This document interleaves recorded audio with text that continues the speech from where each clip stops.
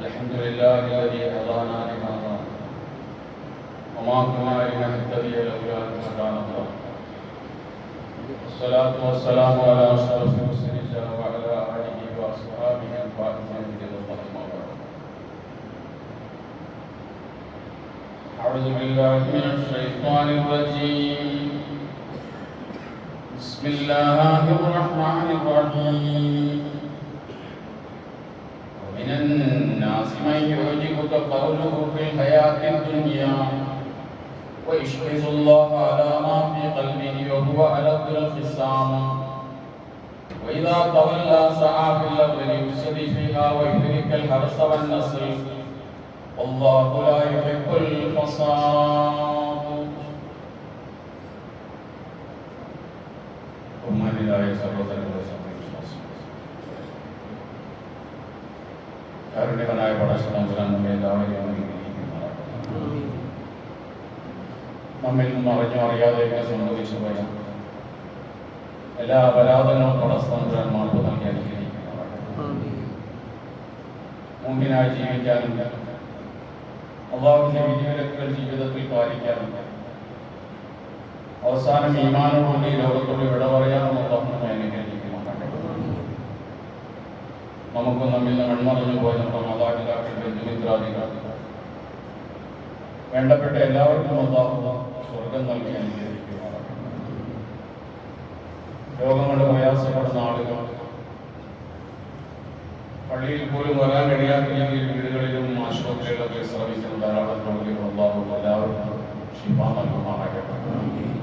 അവർക്കെല്ലാം അള്ളാഹു ആഫിയത്തും ദീർഘായുസ്സും നൽകി അനുഗ്രഹിക്കുന്നതാണ്. സാമ്പത്തികമായ പ്രയാസപ്പെടുന്ന ആളുകൾക്ക് അള്ളാഹു അവരുടെ റിസ്കിൽ അള്ളാഹു വിശാലത ചെയ്തു കൊടുക്കുമാറാകട്ടെ. ലോകത്തെ യുദ്ധക്കെടുതികളിലും മറ്റും പ്രയാസപ്പെടുന്ന മുഴുവൻ മനുഷ്യർക്കും അള്ളാഹു ആശ്വാസവും സമാധാനവും നൽകി അവരെ സന്തോഷിപ്പിക്കുമാറാകട്ടെ.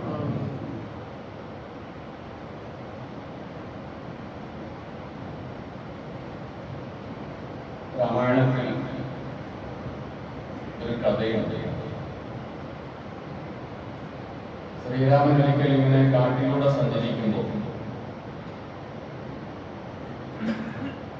അദ്ദേഹത്തിന് ക്ഷീണം അനുഭവപ്പെട്ടു. കുറച്ചു സമയം വിശ്രമിച്ചിട്ട് പോകാമെന്ന് വിചാരിച്ച് ശ്രീരാമൻ ഒരു മരത്തിന്റെ തണലിൽ ചെന്നിരുന്നു. അദ്ദേഹത്തിന്റെ കയ്യിലുണ്ടായിരുന്ന ഒരു അമ്പം അതൊരു മാളത്തിൽ ഇങ്ങനെ കുത്തിവെച്ചു. വിശ്രമം കഴിഞ്ഞ് എഴുന്നേറ്റ് പോകാൻ നേരത്തെ അമ്പ് ഊരി നോക്കുമ്പോഴാണ് മനസ്സിലായത് താൻ അമ്പ് തറച്ചു വെച്ചൊരു തവളയുടെ ശരീരത്തിലായിരുന്നു. മുറിവേറ്റ് രക്തം വാരുന്ന തവളയെ കണ്ട ശ്രീരാമൻ ചോദിച്ചു, നല്ല തവള, നിനക്കൊന്നും കരയാമായിരുന്നില്ലേ? ഞാൻ അറിഞ്ഞില്ലല്ലോ ഞാൻ ഈ ചെയ്ത ദ്രോഹം. ഇന്ന് കരഞ്ഞിരുന്നെങ്കിൽ ഞാനിത് ചെയ്യില്ലായിരുന്നല്ലോ. അപ്പോൾ ആ തവള പറഞ്ഞ മറുപടി, എന്നോട് എന്റെ അമ്മ പറയാറുണ്ടായിരുന്നു, എന്ത് പ്രയാസം നേരിട്ടാലും ശ്രീരാമനെ വിളിച്ച് പ്രാർത്ഥിച്ചാൽ മതിയെന്ന്. ഞാനങ്ങനെ ചെയ്യാറുണ്ടായിരുന്നു. പക്ഷെ ഇപ്പൊ ശ്രീരാമൻ തന്നെ ഉപദ്രവിച്ചപ്പോൾ ഇനി ഞാൻ ആരോട് ചോദിക്കാനാണ്, ആരോട് പറയാനാണ്? ഞാൻ ഈ കഥ പറഞ്ഞത് ഇന്നത്തെ ഇന്ത്യയിൽ ഒരു ആവറേജ് ഇന്ത്യക്കാരൻ സത്യത്തിൽ തവളയുടെ അവസ്ഥയിലാണ്.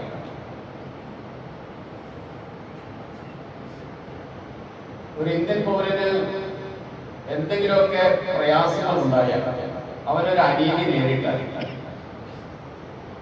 അത് പരിഹരിക്കാൻ സർക്കാരിന് ബാധ്യതയുണ്ട്. സർക്കാരിന്റെ ഭാഗത്തു നിന്നും ഒരു പൗരന് അനീതി ഉണ്ടായാൽ ആ പൗരനെ സമീപിക്കാവുന്ന ഒരിടമാണ് ഇന്ത്യയിലെ നീതിന്യായ സംവിധാനം എന്ന് പറയുന്നത്.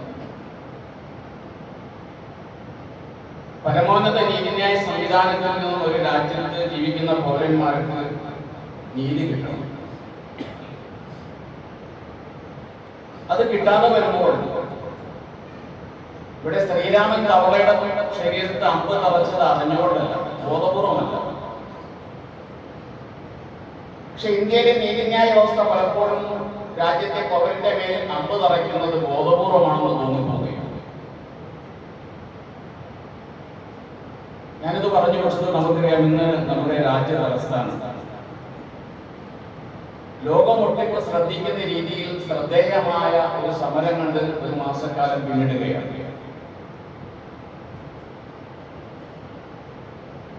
ആ സമരം ലോകം മുഴുവൻ ശ്രദ്ധിച്ചുകൊണ്ടിരിക്കുകയാണ്. ആ സമരത്തിൽ രാജ്യത്തിന്റെ പോലീസിൽ നിന്നും പട്ടാളത്തിൽ നിന്നൊക്കെ ക്രൂരമായ മർദ്ദനങ്ങളേറ്റ പാറ്റകളെന്നൊക്കെ നമ്മൾ വിളിക്കാറുള്ള ആ പ്രവർത്തകർ, ആ യുവശക്തി, അവരവരുടെ പരാതി പരമോന്നത നീതിപീഠത്തെ സമീപിച്ച് പറഞ്ഞപ്പോൾ നീതിപീഠം പറഞ്ഞത്, ഞങ്ങളുടെ സമയം കളയരുത്, ഞങ്ങൾക്കിത് കേൾക്കാൻ സമയമില്ല.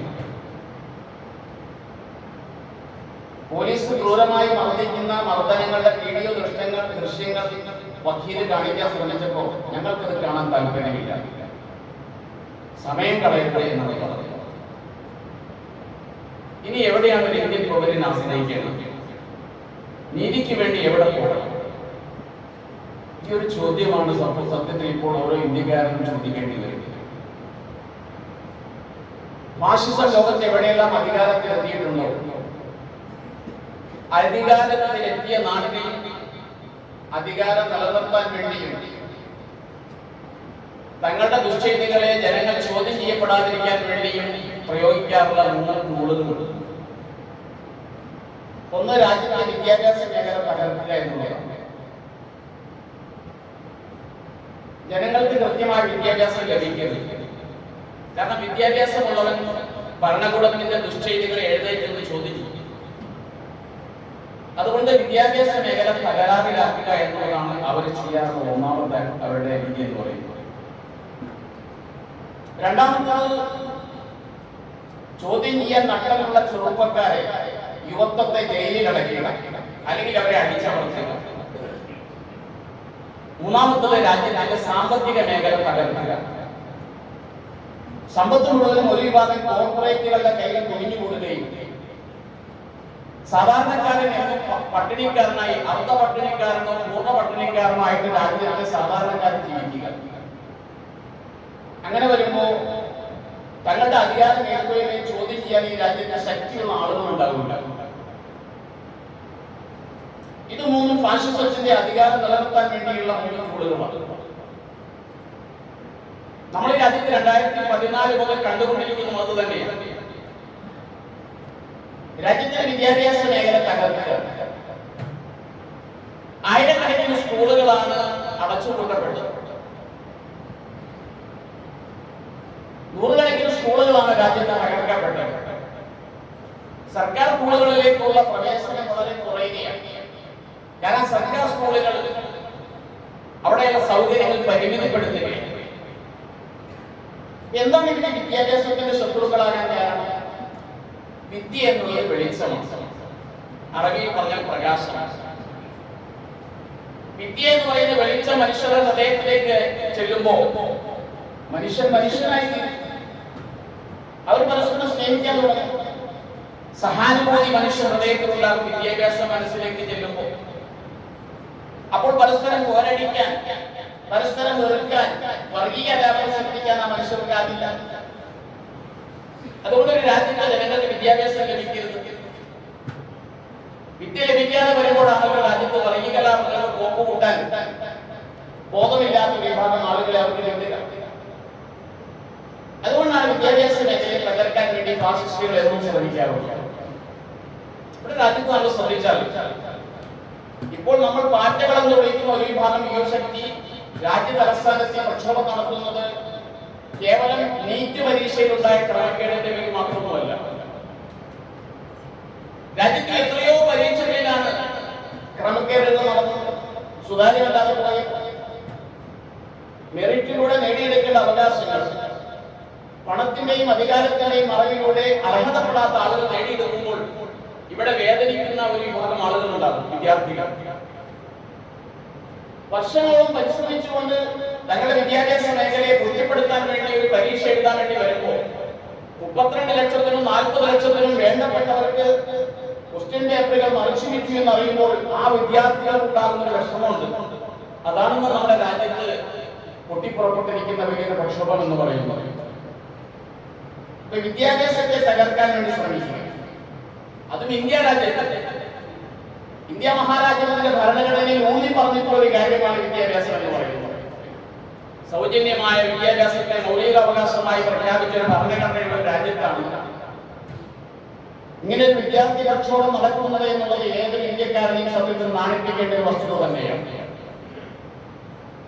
അതുകൊണ്ട് തന്നെ ഡൽഹിയിൽ സമരം നടക്കുന്ന ഏതെങ്കിലും കുറച്ച് വിദ്യാർത്ഥികളുടെ ആവശ്യമല്ലെങ്കിൽ ഈ സമരം ഈ രാജ്യത്തെ ഓരോ പൗരനും ഏറ്റെടുക്കേണ്ടതാണ്. ഓരോ പൗരനും ഏറ്റെടുക്കേണ്ട സമരമാണ്. കാരണം ഇതിങ്ങനെ മുന്നോട്ട് പോയി കഴിഞ്ഞാൽ രാജ്യത്തെ വിദ്യാഭ്യാസമില്ലാത്ത കുറെ ആളുകൾ മാത്രം ജീവിക്കുന്ന ഒരു രാജ്യമായി നമ്മുടെ രാജ്യം മാറി. നമുക്കറിയാം, വന്ദേമാതരം എന്ന് പറയുന്ന ദേശീയ ഗീതത്തെ ദേശീയ ഗീതമാക്കാൻ വേണ്ടി 20 മണിക്കൂറാണ് ഇന്ത്യയുടെ പാർലമെന്റ് ചർച്ച നടത്തിയത്. 20 മണിക്കൂർ അതിനുവേണ്ടി മാറ്റിവെച്ചു.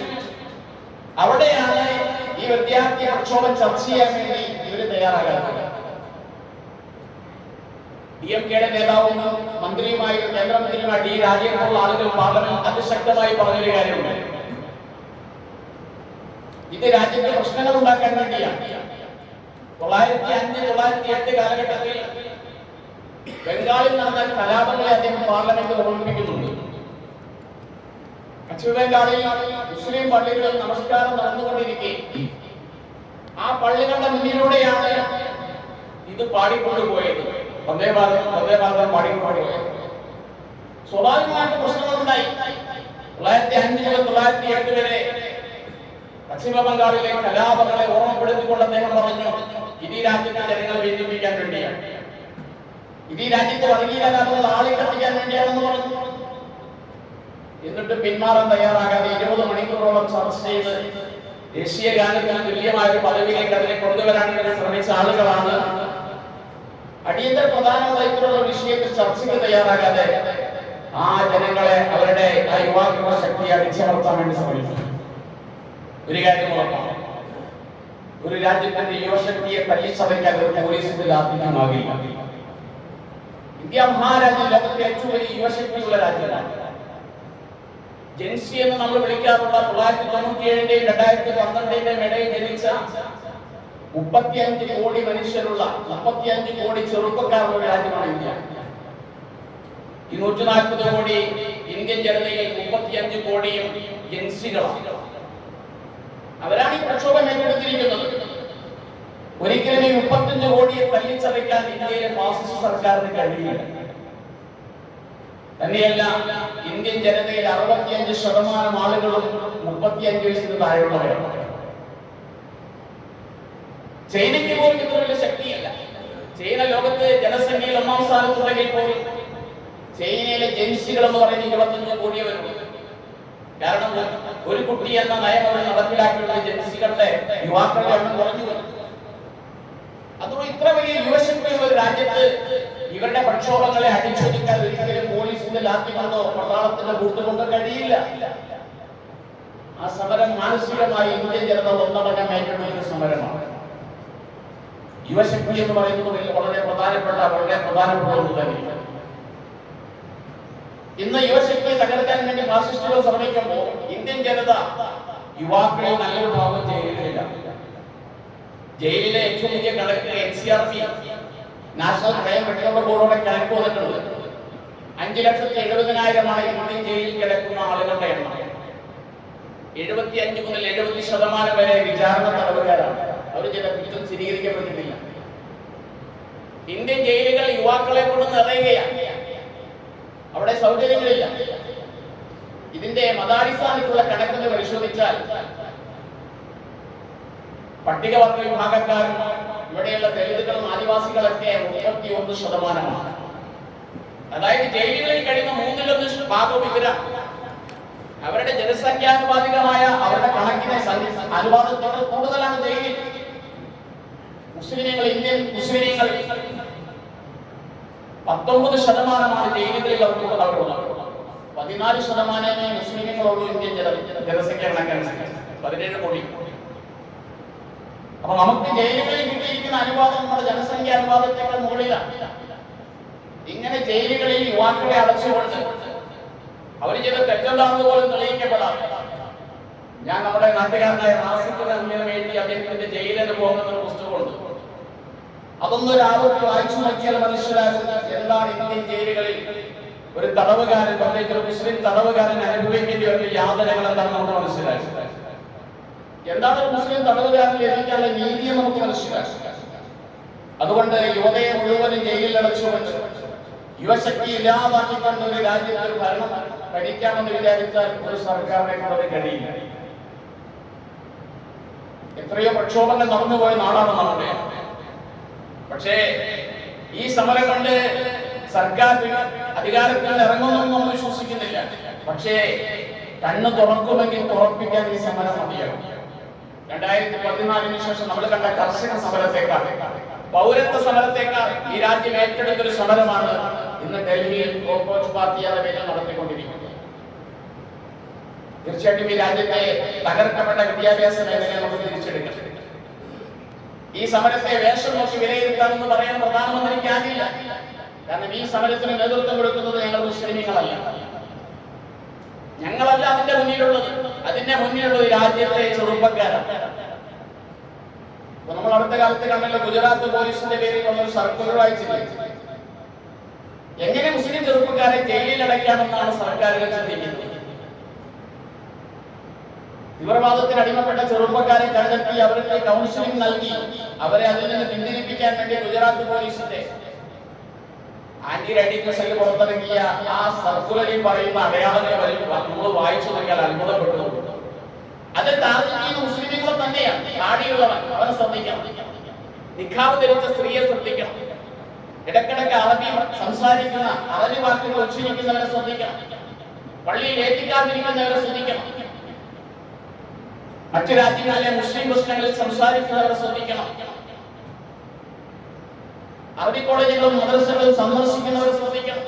ഇങ്ങനെ തീവ്രവാദത്തിന്റെ ചിഹ്നങ്ങളായി ഗുജറാത്ത് പോലീസ് പുറത്തിറക്കിയിട്ടുള്ള ചിഹ്നങ്ങൾ പരിശോധിച്ചാൽ മനസ്സിലാക്കില്ല ആരെയാണ് ലക്ഷ്യമാക്കുന്നത്. ഒരു കാര്യം ഉറപ്പാണ്, നിങ്ങൾക്ക് ഇത് കിട്ടിയത് ഫാസിസത്തിന്റെ കൈപുസ്തകത്തിൽ നിന്നാണ്, അല്ലാതെ ഇന്ത്യൻ നിയമപുസ്തകത്തിൽ നിന്നൊന്നും കിട്ടൂല. ഫാസിസത്തിന്റെ കൈപുസ്തകത്തിൽ നിന്ന് ഈ അടയാളങ്ങൾ നിങ്ങൾക്ക് തീവ്രവാദത്തിന്റെ ചിഹ്നങ്ങളായി കിട്ടുള്ളൂ. ഞങ്ങളൊരു കാര്യം ഉറപ്പിച്ചു പറയുന്നു, ഇതൊക്കെ മാറ്റിവെച്ചിട്ട് ഞങ്ങൾ ഈ രാജ്യത്ത് ജീവിക്കാൻ പറ്റില്ല. ഞങ്ങൾ ഈ രാജ്യനിവാസികളാണ്, ഈ രാജ്യത്തെ ആളുകളാണ്. ഞങ്ങളുടെ ആദർശം നിലനിർത്തിക്കൊണ്ട് തന്നെ, താടി വളർത്തിക്കൊണ്ട് തന്നെ, നിഖാബ് ധരിച്ചുകൊണ്ട് തന്നെ, അറബി ഭാഷ സംസാരിച്ചുകൊണ്ട് തന്നെ ഞങ്ങൾ ഈ രാജ്യത്ത് ജീവിക്കും. ഞങ്ങളുടെ മൗലികാവകാശമാണ്. ഇതാരുടെയും ഔദാര്യമല്ല. ഇന്ത്യൻ ഭരണഘടന ഞങ്ങൾക്ക് അനുവദിച്ചു തന്ന മതസ്വാതന്ത്ര്യത്തിന്റെ ഭാഗമാണ്.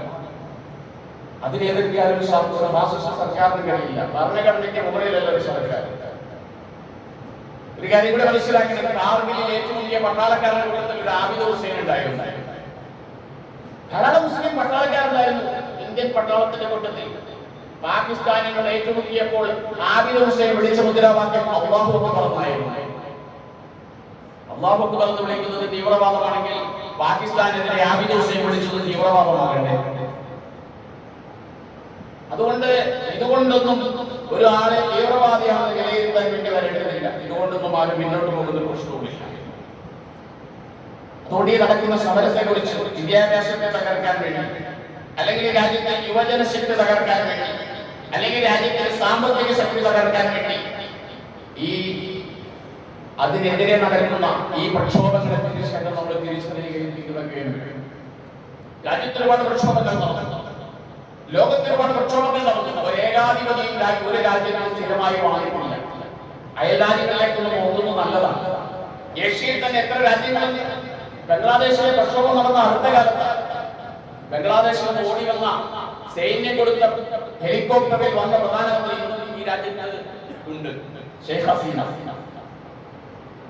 അവരുടെ കൊട്ടാരത്തിലേക്ക് പ്രക്ഷോഭങ്ങൾ ഇരച്ചു കയറാൻ സമയത്ത് പട്ടാളം പറഞ്ഞു, ഞങ്ങളെ കൊണ്ട് കഴിയില്ലെന്ന് തടുക്കാൻ, നിങ്ങൾ രക്ഷപ്പെട്ടോളാൻ പറഞ്ഞ് അവർക്ക് സൗകര്യം ഏർപ്പെടുത്തി കൊടുത്തത് ബംഗ്ലാദേശിന്റെ പട്ടാളമായിരുന്നു. ജനങ്ങളെ അടിച്ചമർത്തിക്കൊണ്ട് ജനവികാരങ്ങൾ മാനിക്കാതെ ഒരു ഭരണാധികാരിക്ക് ഭരിക്കാൻ കഴിയില്ല. അതിന് ബംഗ്ലാദേശ് തെളിവാണ്. ഒരുപാട് രാജ്യങ്ങൾ ഏഷ്യയിൽ തന്നെ ഇന്തോനേഷ്യ, ഫിലിപ്പീൻസ്, ഒരുപാട് രാജ്യങ്ങളിൽ പ്രക്ഷോഭങ്ങൾ നടന്നു. മുല്ലപ്പൂ വിപ്ലവം എന്ന പേരിൽ 60 രാജ്യങ്ങൾ അരങ്ങേറിയ വിപ്ലവങ്ങൾ നമ്മൾ കേട്ടിട്ടുണ്ട്. 2010 തോന്നുന്നു, 2010 ഡിസംബർ 17 ഒരു ചെറുപ്പക്കാരൻ ആത്മഹത്യ ചെയ്തതുമായി ബന്ധപ്പെട്ട് തുണീഷ്യയിൽ രൂപം കൊണ്ടതാണ് മുല്ലപ്പൂ വിപ്ലവം. മുഹമ്മദ് ബുആസിസ് എന്ന് പറയുന്ന തെരുവ് കച്ചവടക്കാരൻ, അവനെ പോലീസ് ഭീഷണിപ്പെടുത്തുകയും അവന്റെ കച്ചവടത്തിന് തടസ്സം നിൽക്കുകയും അവരെ പ്രയാസപ്പെടുത്തുകയും ചെയ്തപ്പോൾ മുഹമ്മദ് ബുആസിസ് തെരുവിൽ ആത്മഹത്യ ചെയ്തു. അതിനെ തുടർന്നാണ് ടുണീഷ്യ വിപ്ലവം അരങ്ങേറിയത്. ടുണീഷ്യയുടെ ഭരണാധികാരിക്ക് നാടുകളുണ്ട്. ആ വിപ്ലവം 60 രാജ്യങ്ങളിലേക്ക്, അറബ് വസന്തം എന്ന പേരിൽ അത് ലിബിയയിലെത്തി, ഈജിപ്തിലെത്തി, യമനിലെത്തി, സിറിയയിലെത്തി. ഇവിടെയൊക്കെയുള്ള ഭരണാധികാരികൾക്ക് അവരുടെ ഭരണം വിട്ടൊഴിയേണ്ടി വരും.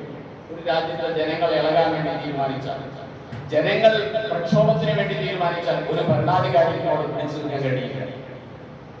നമ്മുടെ രാജ്യം ഏറ്റവും വലിയ ജനാധിപത്യ രാജ്യമാണ്. ജനാധിപത്യത്തിന്റെ നിർവചനം 1965 അമേരിക്കയുടെ പ്രസിഡന്റായ എബ്രഹാം ലിങ്കൺ പറഞ്ഞതാണ് ഏറ്റവും നല്ല ജനാധിപത്യത്തിന്റെ നിർവചനം എന്ന് പറയുന്നത്. Of the people, by the people, for the people. ജനങ്ങൾക്ക് വേണ്ടി ജനങ്ങൾ തെരഞ്ഞെടുക്കുന്ന ജനങ്ങളുടെ നേതാവ്, ജനങ്ങളുടെ ഭരണകൂടം. അതാണ് ജനാധിപത്യം. ജനാധിപത്യത്തിൽ ജനങ്ങളാണ് ഭരണാധികാരികൾ.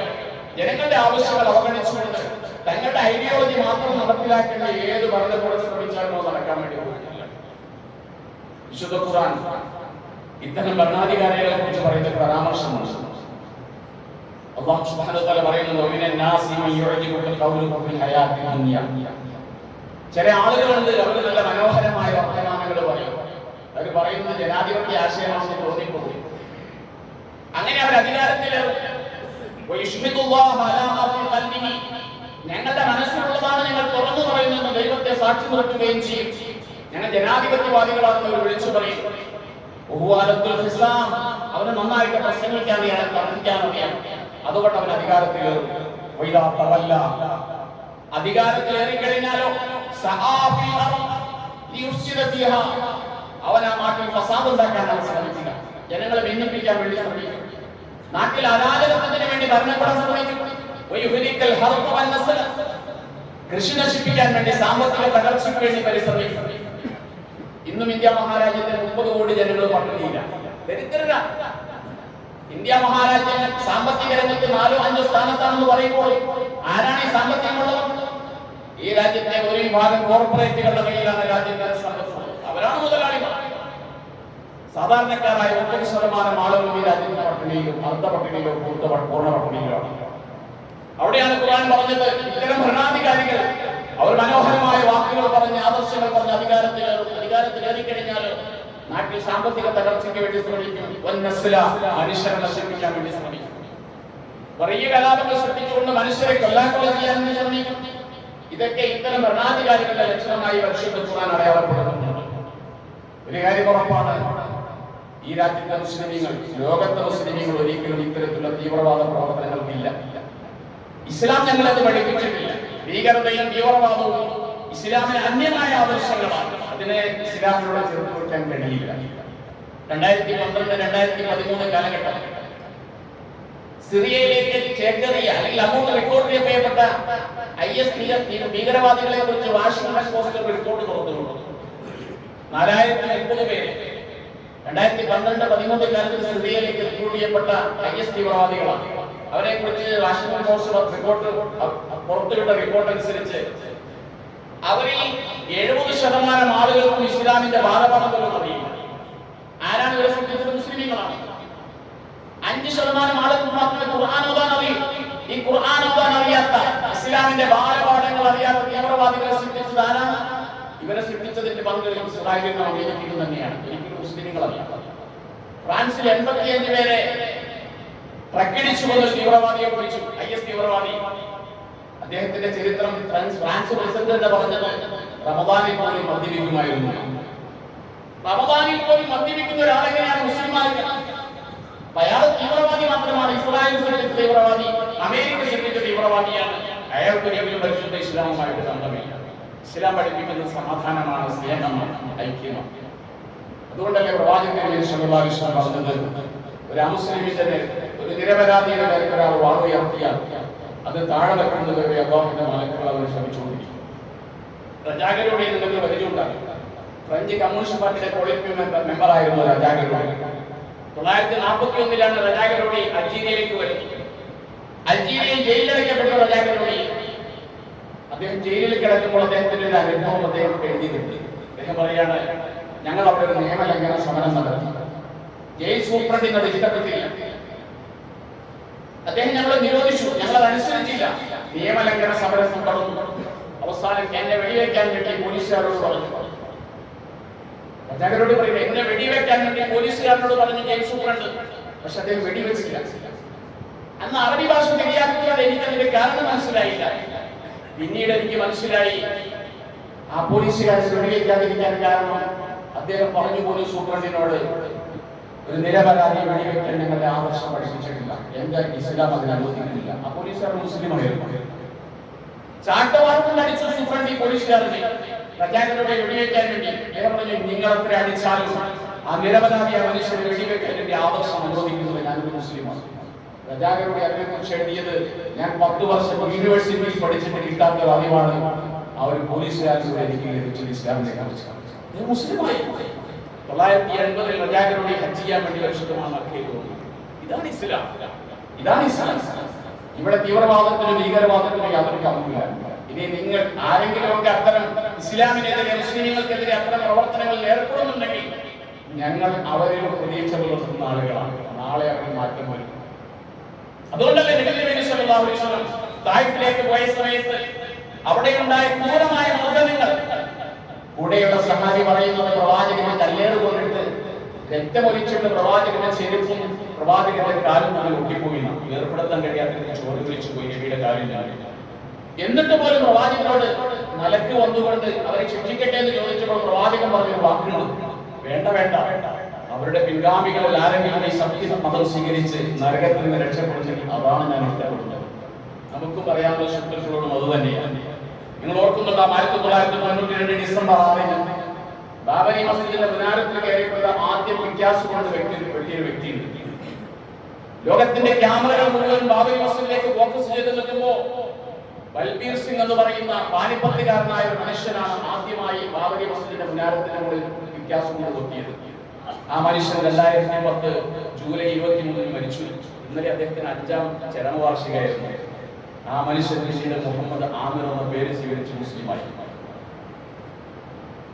മുഹമ്മദ് ആമിർ എന്ന പേര് സ്വീകരിച്ച് മുസ്ലിമായത് മാത്രമല്ല, അദ്ദേഹം പറഞ്ഞു, എന്റെ ഒരു പ്രതിജ്ഞയുണ്ട്, ഞാനൊരു ബാബരി മസ്ജിദ് പൊളിക്കാൻ വേണ്ടി കൂട്ടുനിന്നെങ്കിൽ 100 പള്ളികൾ ഞാൻ പണിതിട്ടേ ഞാൻ മരിക്കും.